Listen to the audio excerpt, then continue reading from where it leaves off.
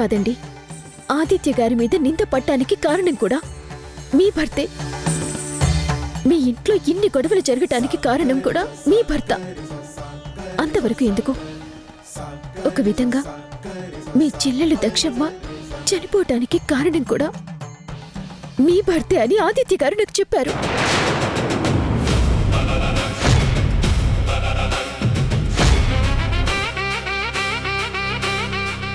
మీ ముందు నమ్మకంగా ఉంటూ మీకే నమ్మక ద్రోహం చేస్తున్నారు. ఇప్పటికైనా మీరు నిజాన్ని తెలుసుకోండి.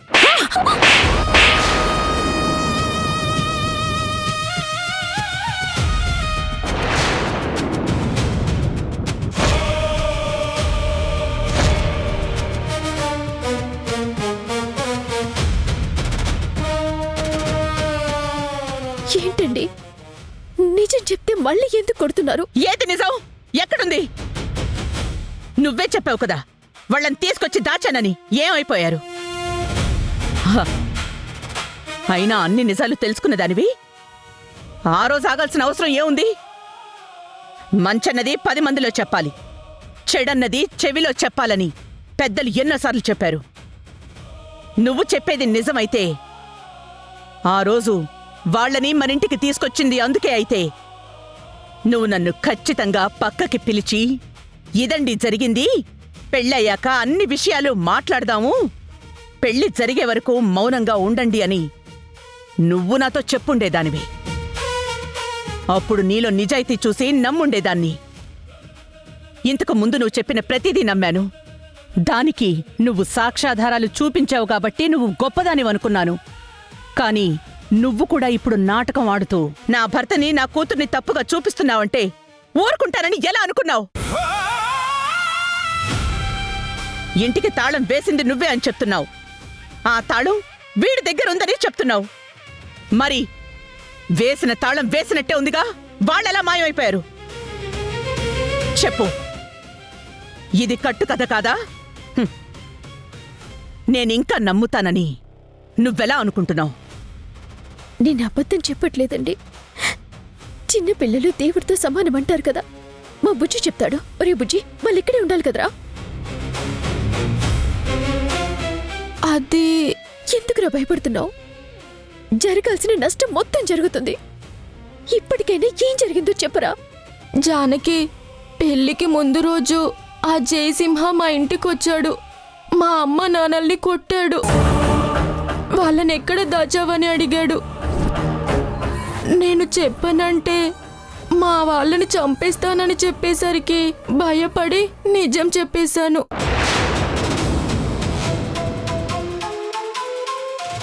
ఆ రోజు నేను మీ ఇంటికి వచ్చాను, గుర్తుంది కదా? ఆ తాళం తీసుకొచ్చి నేను ఇచ్చాను, వాళ్ళని తీసుకెళ్ళిపోయాడు. తర్వాత తాళం ఇక్కడ పారేస్తే నేనొచ్చి తాళాన్ని దాచాను. అందుకే నేను పెళ్ళికి కూడా రాలేదు జానకి. ఈ నిజాన్ని నీకు చెప్పాలంటే భయమేసింది, అందుకే చెప్పలేకపోయాను. విన్నారు కదా ఆ జయసింహ చేసిన ఘనకార్యం. ఇదంతా తనతో ఎవరు చేయించారు? ఆ జయసింహ ఇంతవరకు తెగించాడు అంటే మీ భర్త చెప్పకుండానే చేస్తాడా? తన తల్లిదండ్రుల్ని కొట్టి వాళ్ళని తీసుకెళ్లిపోయాడని చెప్తున్నాడు కదా. ఇప్పుడే జయసింహాన్ని పిలిపించండి, కొరడాలతో కొట్టించండి. నిజమేంటో బయటకొస్తుంది. ముత్యాల వాళ్ళు ఎక్కడున్నారు, అసలు ఉన్నారో లేదో కూడా చెప్తారు. అప్పుడు అన్ని విషయాలు మీకే తెలుస్తాయి.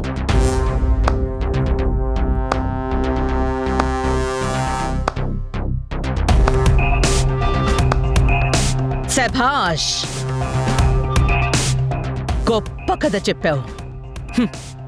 నువ్వే కాదు, చివరికి చిన్న పిల్లలతో కూడా అబద్ధం చెప్పిస్తున్నావు. నువ్వే చెప్పావు కదా జానకి, ఎవరికంటా పడకూడదని ఇక్కడ దాచానని. మరి ఎవ్వరికీ తెలియనప్పుడు నా భర్తకెలా తెలుస్తుంది? అది జయసింహకి చెప్తే వీళ్ళింటికొచ్చి కొట్టి బెదిరిస్తే వీడిన్నాళ్ళు ఎందుకు నోరు మూసుకునున్నాడు?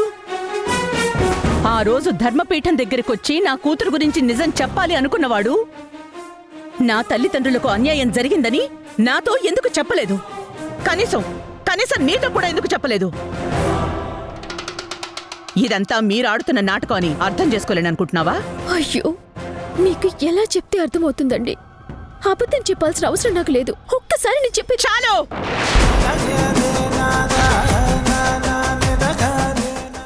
ఇంకొక్క మాట మాట్లాడినా నీ ప్రాణాలు తీసేస్తాను.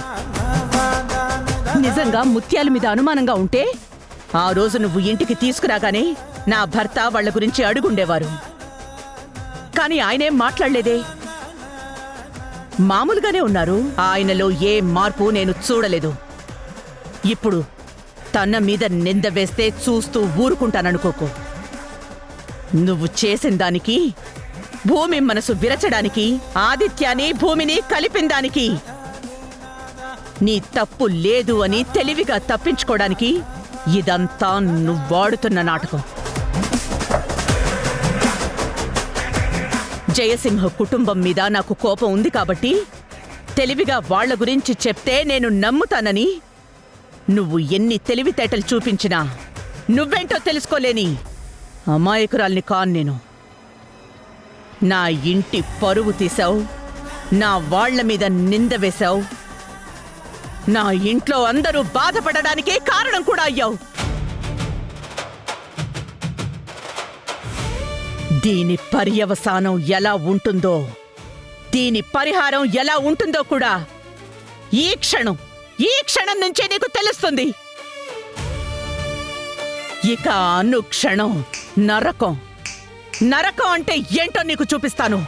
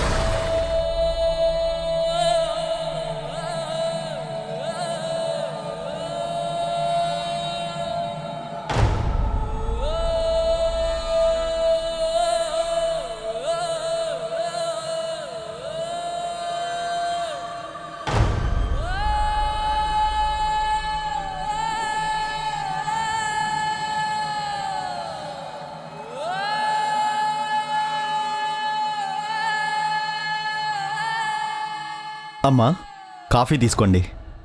ఇప్పుడు నాకేం వద్దు వీరయ్యా. నాన్నెక్కడికి వెళ్ళారు? మీకు జున్నంటే ఇష్టం కదమ్మా, తీసుకొస్తానని వెళ్ళారు. తొందరగానే వస్తా అన్నారు. మీ నాన్నగారు వచ్చేలోగా మిమ్మల్ని టిఫిన్ చేయమన్నారమ్మా. మీకేం కావాలి చెప్పండి, నేను చేస్తాను. ఇప్పుడు నాకేమీ వద్దు, నాన్న వచ్చాక తింటానులే. అలాగే అమ్మా.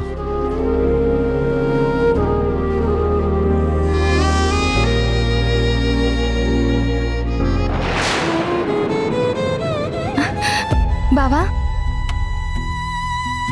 అక్కడే ఆగిపోయావేంటి బావా? లోపలికి రా.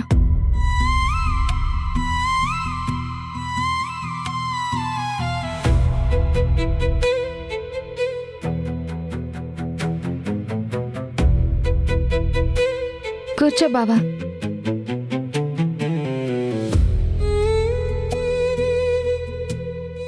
ఎలా ఉన్నావు బావా?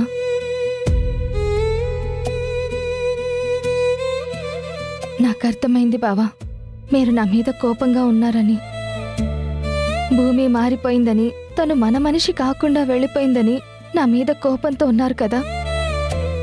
మరీ ముఖ్యంగా పెద్దమ్మ నన్ను అసహ్యించుకుంటుంది కదా. నీకు ఈ పెళ్లి ఇష్టం లేకపోతే నువ్వు ముందే చెప్పు ఉండాల్సింది కదా. ముహూర్తాల రోజే చెప్పుంటే ముహూర్తం కూడా పెట్టించేవాడిని కాదు కదా. మరి అప్పుడు మౌనంగా ఉండి ఇంటి పరువు పోయేదాకా ఎందుకు ఆగావు? నా మనసులో ఉన్న మాటని నేను ఎలా చెప్పాలో, ఎవరికి చెప్పాలో కూడా తెలియలేదు. అందుకే కుముద పుట్టినరోజు నాడు నేను నా అభిప్రాయానికి విలువలేదు అని ఒక మాట చెప్పేసరికి ఆ రోజు పెద్దమ్మ ఎంత కోపంగా తిట్టిందో నువ్వే చూసావు కదా. తన మీద ఒట్టేయించుకుని చెప్పు అనేసరికి ఏం చెప్పాలో తెలియక, అందరినీ బాధ పెట్టడం ఇష్టం లేక, భయంతో ఈ పెళ్ళంటే ఇష్టమని చెప్పాను. నేను అర్థం చేసుకోగలను భూమి. ఆడపిల్ల మనసులో ఇష్టం లేకుండా తాళి కట్టేంత సంస్కారం లేనివాడిని కాదు నేను. అయినా అత్తయ్య కోపం గురించి నీకు ముందే తెలుసు కదా. కానీ నీ మనసులో ఆ ఉద్దేశం లేనప్పుడు వాళ్ళెవరికీ చెప్పకపోయినా నాకు చెప్పుండాల్సిందే. లేదా నీతో ఎంతో సరదాగా ఉండే అభితోనైనా చెప్పుండాల్సిందే. అప్పుడైనా మేమందరం ఆలోచించేవాళ్ళం కదా. నువ్వు అక్కలా భావించే జానకికి నీ గురించి అన్ని విషయాలు తెలుసు. కనీసం తను కూడా మాకు చెప్పలేదు.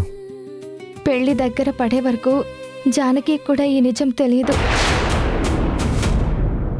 తనకు తెలిసిన తర్వాత మండపంలో రచ్చ జరగకుండా ఆపి ధర్మపీఠం పెట్టించింది.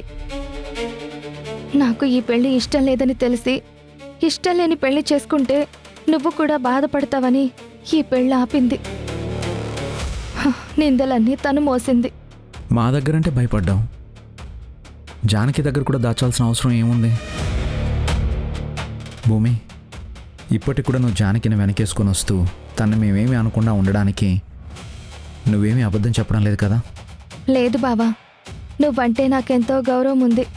ఒకరోజు నువ్వు నా దగ్గరకు వచ్చి నీ కల్లోకి ఒక అమ్మాయి వస్తుంది, తనను ఒక స్నేహితురాల్లా చూస్తున్నాను అని చెప్పినప్పుడే నువ్వేంటో నీ గొప్ప మనసేంటో నాకు అర్థమైంది. మరి ఆ క్షణమే నువ్వు నాకు చెప్పుంటే సరిపోయేది కదా. జానకి దగ్గర దాచానని చెప్పడం నాకెందుకో నమ్మశక్యంగా లేదు. ఎందుకు దాచావు?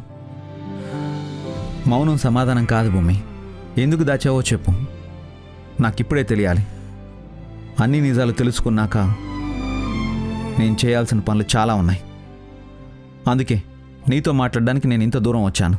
నేను ఈ నిజాన్ని జానకికి ఎప్పుడో చెప్దామనుకున్నాను, కానీ కుముద చెప్పనివ్వకుండా ఆపింది. ఏంటి? కుముద ఆపిందా? ఏం మాట్లాడుతున్నావు భూమి?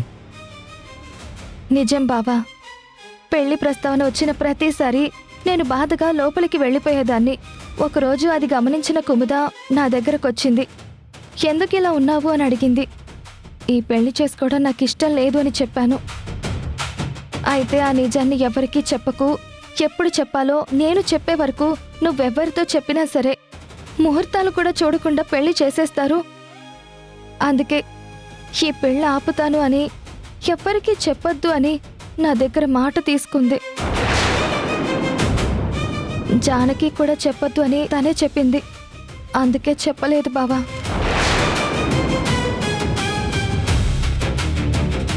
మరి పెళ్లి రోజు ఎందుకు చెప్పావు?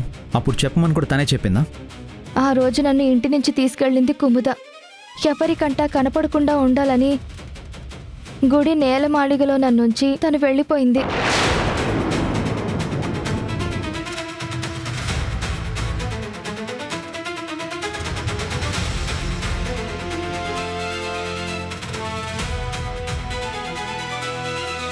ఇదేంటి ఇక్కడికి తీసుకొచ్చా? చెప్పాను కదా, ముహూర్తం దాటిపోయే వరకు ఎవరికండా పడకూడదని.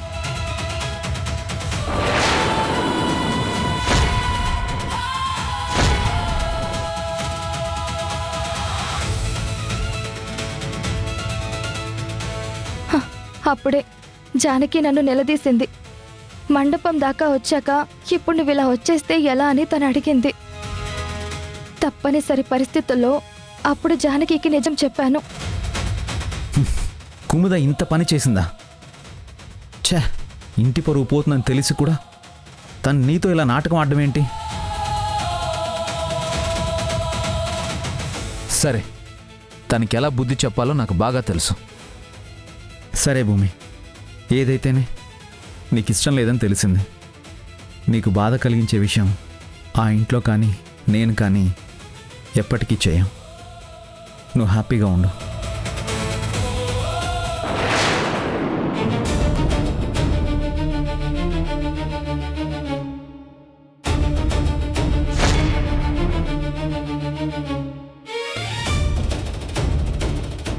పదే పదే భూమి దగ్గరికి ఎందుకు వచ్చి మాట్లాడుతున్నారు? తన మనసు మార్చాలనుకుంటున్నారా? తను మీ ఇంటికి తీసుకెళ్ళిపోవాలనుకుంటున్నారా?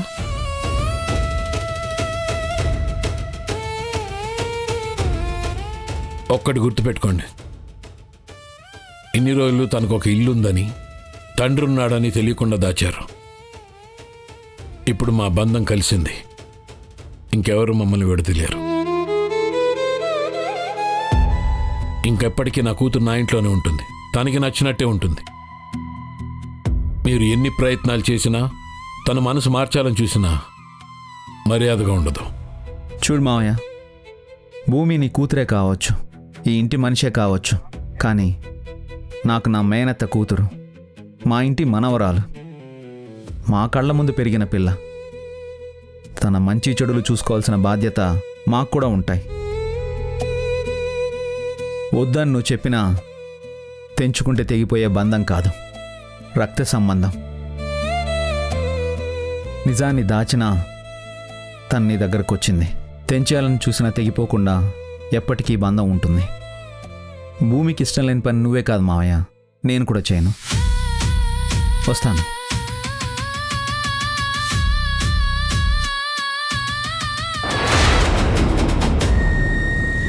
నేను ఈ నిజాన్ని జానకికి ఎప్పుడో చెప్దామనుకున్నాను, కానీ కుముద చెప్పనివ్వకుండా ఆపింది.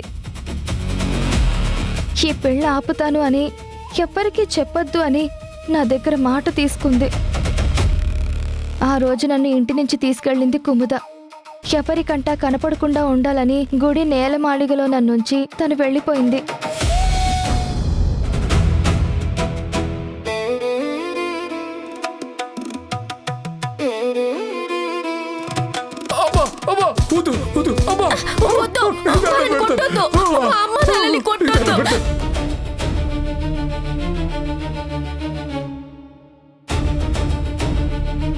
ఇదిగోండి తాళం.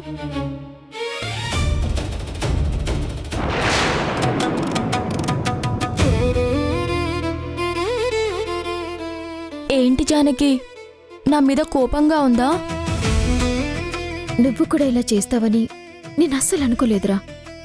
సారీ జానకి, నీతో నిజం చెప్పాలనుకున్నాను, కానీ చెప్పాను కదా, పెళ్ళికి ముందు రోజు రాత్రే ఇదంతా జరిగింది. తర్వాత చెప్తామనుకుంటే నువ్వు పెళ్లిలో ఉన్నావు. ఇక చెప్పే సమయం లేదు. అందుకే నేను పెళ్ళికి కూడా రాలేదు. అంతేగాని నీ దగ్గర నిజాన్ని దాచుతానా? నిజమే బుజ్జి, చిన్నపిల్లాడివి. నీ మీద నేనే పెద్ద భారాన్ని పెట్టాను. వాళ్ళు నిన్ను బెదిరిస్తారని, మీ ఇంట్లో వాళ్ళని కొడతారని నేను ఊహించలేకపోయాను. అదేదో నేనే చూసుకుంటే పరిస్థితి ఇంకోలా ఉండేదేమో. కానీ ఆ ఇంట్లో అందరూ సంతోషంగా ఉన్నారు. అప్పుడు ఎందుకు చెప్పాలని ఆలోచించినందుకు ఇప్పుడు బాధపడుతున్నాను.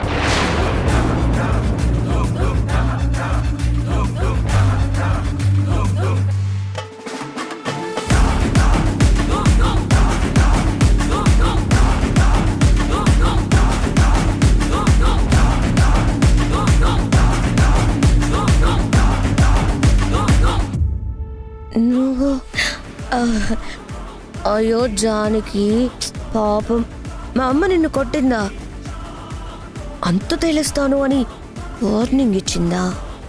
ఇదంతా మీరాడిన నాటకమే కదా, తెలిసి మళ్ళీ ఎందుకు అడుగుతున్నావు? నువ్వు బాధపడుతుంటే చూసి ఆనందిద్దామని. ఎన్ని తెలివితేటలు చూపించావు, మమ్మల్ని ఎంతలా ఏడిపించావు. చిన్న చిన్న విషయాల్లో మా మీద గెలిచి మా అంతు చూస్తాను అని ఎన్ని పెద్ద మాటలు చెప్పావు. మరి అంతకంత బదులు తీర్చుకోవాలి కదా. చిన్న పిల్లల్ని అడ్డు పెట్టుకుని వాళ్ళ తల్లిదండ్రుల్ని బెదిరించి గెలవటాన్ని విజయం అనరు, వెన్నుపోటు అంటారు. మనిద్దరి మధ్య జరుగుతున్నది యుద్ధం. ఆ యుద్ధంలో ఎలా గెలవాలో చూసుకోవాలి. అదెలాంటి గెలుపో అవసరం లేదు. ఆ రోజు నువ్వు నాతో ఒక శబదం చేశావు. భూమి జోలికి ఎవరొచ్చినా నేను ఊరుకోను, తనని నీడలా కాపలా కాస్తాను అని. అందుకే ఆ నీడనే నిప్పుగా మార్చి మొత్తాన్ని మార్చి మసి చేయాలనుకున్నాను. అందుకే తెలివిగా నేను అడుగులు వేశాను, నువ్వు తెలివి తక్కువగా ఇరుక్కున్నావు. చూడు, నిజాన్ని దాచగలను అనుకోవటం మీ మూర్ఖత్వం అవుతుంది. మీరు ఎన్ని నాటకాలాడినా, ఎన్ని రోజులు దాచాలని ప్రయత్నించినా ఏదో రోజు మీరేంటో, మీ బుద్ధేంటో మొత్తం బయటకొస్తుంది. ఆ రోజు మీ పరిస్థితి ఏంటో ఆలోచించుకో. ఇలా నాటకాలాడుతూ బతికే బతుకులు ఎక్కువ కాలం సాగవు. ఇప్పుడు గెలిచినట్టే అనిపిస్తుంది కానీ అందరి ముందు ఓడిపోతారు. ఆ రోజు అసలు ఎందుకు బతుకున్నామా అని అనిపిస్తుంది. ఎలా తెలుస్తుంది? నీ ఇంట్లో దాచిన మనుషుల్ని మేము తీసుకెళ్ళిపోవడం నీకే తెలియలేదు. అలాంటిది ఆ నిజం బయటకు ఎలా వస్తుంది? అప్పుడు కూడా వీడియో ఏమైనా తీసావా? నీకంత సీన్ లేదు. ఎరా, నీ చేతిలో ఫోన్ ఏమైనా ఉందా? ఏది ఇవ్వు. నీ చేతిలో ఫోన్ లేదని కూడా చూసే నీతో ఇలా మాట్లాడుతున్నాను. సో ఎలాంటి నిజాలు ఎవ్వరికీ తెలీదు. నువ్వు ఓడిపోయావు జానకి. ఇప్పుడు నీతులు చెప్పకూడదమ్మా, కేవలం బాధలు మాత్రమే అనుభవించాలి. మా జానకి మీద నీకెందుకంత కోపం? తనేం చేసింది? అంతా మంచే చేసింది కదా. నార్మై, నీకు ఇష్టమైనవన్నీ ఇస్తుంది కాబట్టి నువ్వు తను గొప్పదనుకుంటున్నావు. భూమికి నచ్చేలా మాట్లాడుతుంది కాబట్టి భూమి జానకిని దేవత అనుకుంటుంది. కానీ నాకు మాత్రం నీ ఫ్రెండ్ ఒక దెయ్యంలాగా కనిపిస్తుంది. నన్ను ఎదిరించే వాళ్ళన్నా నాకు ఎదురొచ్చే వాళ్ళన్నా నాకు చిరాకు. ఇది కేవలం జస్ట్ బిగినింగ్ మాత్రమే. ఎండింగ్ ఏ రేంజ్లో ఉంటుందో తర్వాత నీకే తెలుస్తుంది. మీ ఫ్రెండ్ చాలా తెలివైంది కదా, తెలివిగా ఆలోచిస్తుందిలే. అంటే ఏంటి? ఇంకా తప్పుల మీదే తప్పులు చేయాలని నిర్ణయించుకున్నారా? నువ్వు మా విషయంలో చేసిన ప్రతి తప్పుకి బుద్ధి చెప్పాలని నిర్ణయించుకున్నావు. ఇది ఇక్కడితో అయిపోలేదు జానకి. చెప్పాను కదా, ఆట ఇప్పుడే మొదలైంది. నీకు ఇంకొక విషయం చెప్పనా? మీ ఇంట్లో సామాన్లన్నీ విసిరేస్తున్నారు.